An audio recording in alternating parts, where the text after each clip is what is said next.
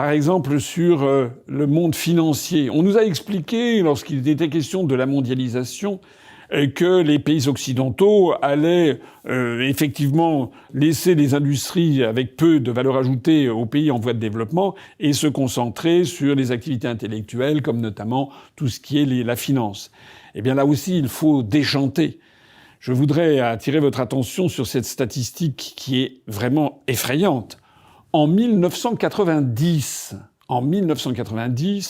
les 10 premières banques mondiales, en termes de valorisation, c'était 7 banques japonaises et 3 banques françaises.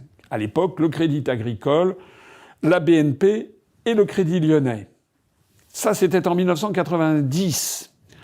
En 2009, soit 19 ans après seulement, le panorama avait déjà été complètement bouleversé. Sur les 10 premières banques mondiales, eh bien, il n'y avait plus qu'une seule banque japonaise, et non plus les 7 de 1990.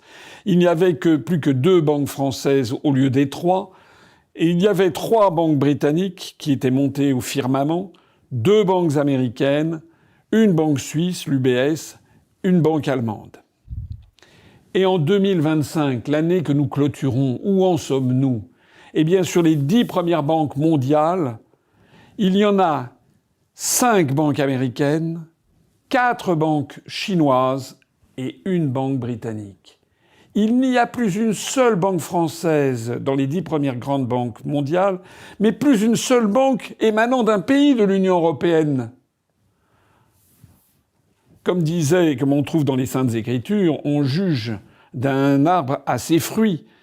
La construction européenne qui était censée nous apporter la croissance, la richesse, d'être au firmament dans tous les domaines, en fait, nous disparaissons de partout, y compris même dans les spécialités financières où désormais la Chine populaire est en train de rafler avec les États-Unis d'Amérique d'être les grands géants du monde financier.